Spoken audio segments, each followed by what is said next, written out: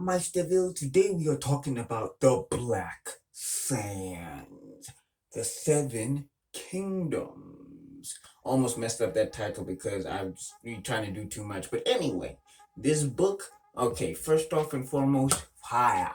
Just fire. Look at that. Let's get a shot of that. Mm, mm, mm, mm, mm, mm, mm, mm, mm, mm. So, Black Sands, created by Mr. Manuel Godoy, is about a story of a dude called Osar. So, Osar, main character, right? Little boy who is the grandson of the pharaoh at the time, right? So this is world of powers, magic, and all that stuff. People be throwing hands. It's really cool. Now, what happened here is that apparently the gods were really messing with the humans, right? And Osar's granddaddy was the first god killer, Ra, right? So Ra came in, sorted out some peoples, did the things that he was supposed to do, and they established control over their region in Egypt. Okay? So, getting into this story, right? You get to see that Osar is this very, very strong, he's very, very bullheaded when he wants something, but apparently it's because of the way he's been trained. And then when we talk about his training, we go to his grandfather Ra, who trained him. Now, there is this thing where we have a really interesting character in Ra. We have a super interesting character, right? So, apparently, Osar is next in line for the throne, even though his dad and mom are still alive. But I think it's because his dad is from another kingdom, and I think that his mom is the actual daughter of this Ra. So I think when it comes to succession, what happens is that as soon as Ra dies, it has to be the rightful son of this kingdom to ascend and be pharaoh. So I think that's how it's going down because I think the mom is the legitimate. She's the daughter of the pharaoh, is what I'm understanding so far. Yeah, I mean, a lot of family dynamics going on there. But the point being is that now Raw is this really, really interesting dude, and I really love the way how they wrote him. So what's happening is that he's this super stern, super hardcore. You gotta be the best of the best. This is what he pumps into Osar all the time. You gotta be perfect as a pharaoh. But then we get a little bit into how the people look at Ra, and like because they worship Ra because it was that kind of era and that kind of time period and whatever, but Ra is telling them not to do that. So instead, he sets up a system for the people to kind of worship somebody else so that the people that are worshiping him or that are serving him know that they serve a man and not a god.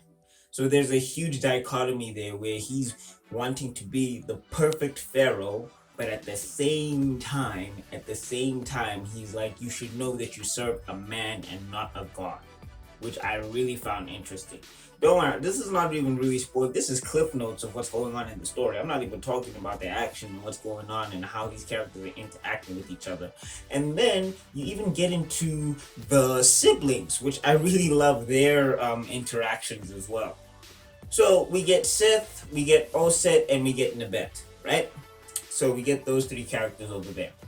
Now, Seth is he's the second oldest, I think, and he's been trained in politics and everything, and he has this cool power of being able to control sand, and also he's got like a genjutsu feature or whatever if you know your Naruto. So basically he can make you see things that you're not seeing, and he can like torture your brain or whatever and whatever. It's really, really interesting. And he's the more calm and cool and collected, and he's like, we gotta think these things through. Where Osar wanna fight with everybody, Seth's gonna be like, man, chill, relax, calm down. Calm down. It's all good. It's all good. Alright?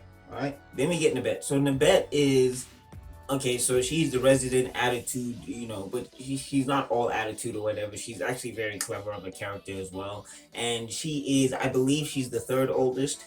And what happens is that she she kind of like she's the cheerleader of the group, but she also has like these really cool powers of deception, so she can basically transform herself into somebody else. It can be used as espionage. She can kind of whisper in somebody's ear or whatever. It's a very stealth based power that she kind of got, which I thought was super sick. So I really like what they're doing with that character over there. And also, she's not like the boys fight harder or the boys are inferior or whatever the case may be. She's actually very balanced in her views. She competes with her brothers, yes, but she also recognizes their strengths as well, which is pretty cool from what I've seen. So I really like what they were doing with that character over there.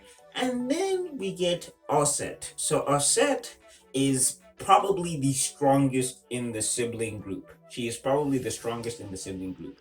And she's basically Storm, but she's like not even just Storm. She's Storm fused with the Avatar. Like she can control multiple elements, and it's really really hectic. But she's also the most childlike of the group. She be talking to like monkeys and zebras and alligators and whatever, and having full conversations with them, understanding them as well. That's how in tune she is with nature and whatever. But she's not ditzy. Let me say she's a child. She's just like very very naive.